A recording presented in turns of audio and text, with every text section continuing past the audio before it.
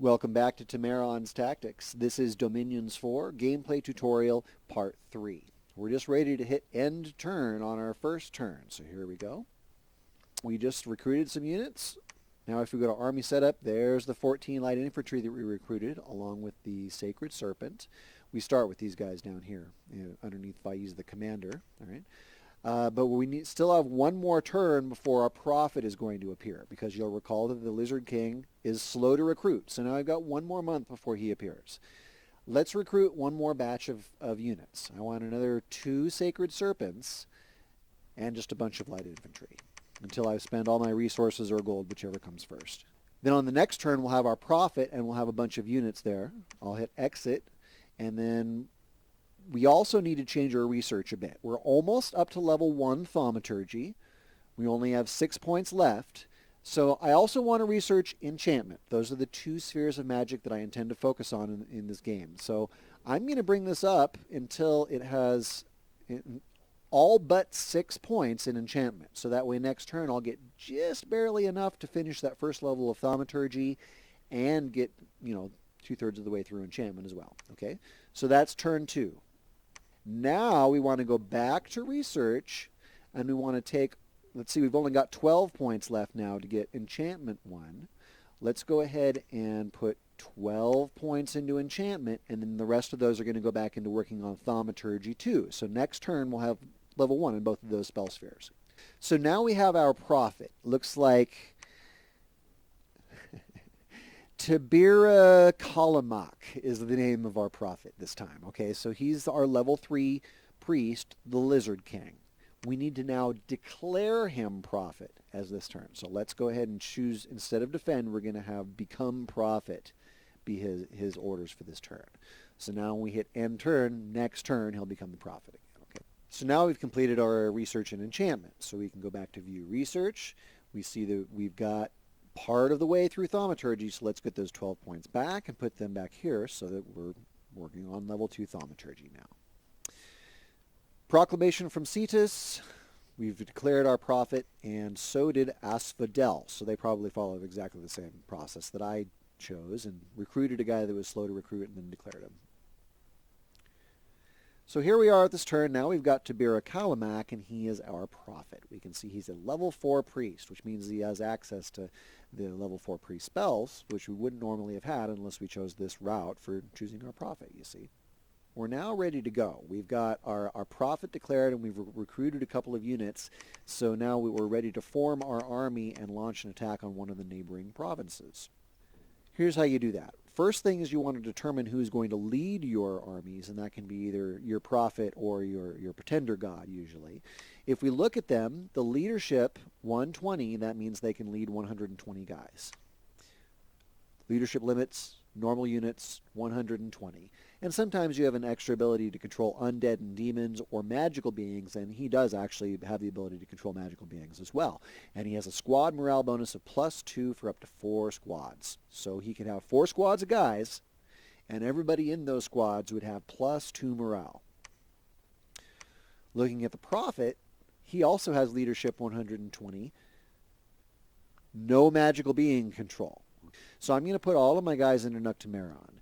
The way that I do that is I'm going to double-click the first one on the list here. Whatever it is, I'm going to double-click that one. And then that automatically selects all of the other units that are the same. So then you just, with them selected, you just left-clicked on the picture of your guy right there. And then that's going to put them all as a squad underneath Temeron, okay? I'll do the same thing with the next group, and then that just leaves serpents. So now he has 56 units out of a possible 120 in 2 squads out of a possible 4. Well, you could split this one up. We could grab half of them and then click again on my picture up here, and then that would assign them as a separate squad. And then there's going to be 23 units in each one of those 2 squads. So we could have like a left flank and a right flank, you see. Let's do that. I'm also going to grab one of these serpents and put one of them into each of these 3 squads. 1, 2, 3. Now they all have +3 morale instead of +2. See, if that serpent wasn't there, it's +2 morale. That's from the leadership bonus of my pretender god, and then the serpent with their standard ability increases this squad's morale by 1. Very good. So those guys are definitely not going to run away. They're going to fight to the death. That's exactly what we want. Now we want to set up some positions for these squads. To the right of the rows associated with the squads is this green box with a white box in the middle. If you click that, that allows you to position this unit on the battlefield. Okay, it brings up your battlefield, your position squad window, it's called. All right. You can see on this window, back is over here, and front is over here. So if you turn your head 90 degrees to the right, okay, this is the left side of your of your formation, and this is the right side of your formation. So I want this to be my left flank, and I also want them to be in a line formation, because these are guys that are holding javelins, all right? So I want them to throw javelins at people and be in sort of a line so they can effectively launch their missile weapons. Let's do the same thing with my right flank units. I'll put them in line formation and move them over here on this side of the battlefield. You'll also notice that these squads now have +2 morale instead of +3, and that's because they're not in box formation. So I can just put these guys right in the middle, right there in box formation, and they'll have the 3 morale still. These other guys can be the +2 morale. That's still excellent. I mean, they're not going to run. It's fine. +2 morale is really good still. Now we want to tell them to throw their javelins at the enemies before going up and hitting them. You have to specifically order that or they won't do it.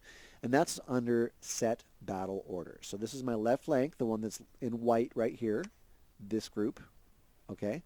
I'm going to ask them to throw javelins at the closest guy and then run up and hit them with your spears. So that's going to be fire. Okay, that's fire is what that's called. You're going to fire at the closest enemy. That means throw your javelins at them, and then when you're out of ammunition, run up and melee them. So right and left flank are both going to have the fire closest enemy order. This middle group right here, which is city guards, that's guys with scale mail and shields and spears that get a bonus when defending castles, whatever, okay. They're just going to sort of guard the middle of the battlefield right here. So I really just want them to hold and attack the closest enemy. And that means stand still for 2 turns and then run up and hit the closest guy. That's going to give our javelineers time to let loose all of their ammunition before they actually get into melee. So they won't get into the way. Friendly fire is definitely on in this game. You are going to hit your guys in the back a lot in this game, okay? So it's a good idea to try to not have your melee guys run up into the middle of the battle before your javelineers throw their javelins. We also need to give orders to the commanders. That's all of these guys here are commanders. Temeron, Faiz, Maklu, and Tabira Kalamuk. So Temeron, I want him to be sort of up with the rest of the army there. He's a giant, so it's like nobody's going to kill him. He's awe-inspiring, so they wouldn't even be able to really swing their weapons at him if they wanted to, most likely.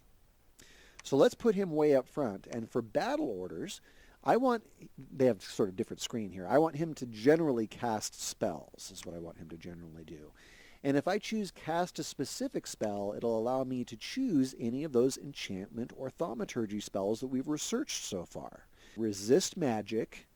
Not so useful against these guys that we're going to face right now. Later, this is going to be more useful when we're facing enemy armies that have spellcasters in them. Resist magic is very useful.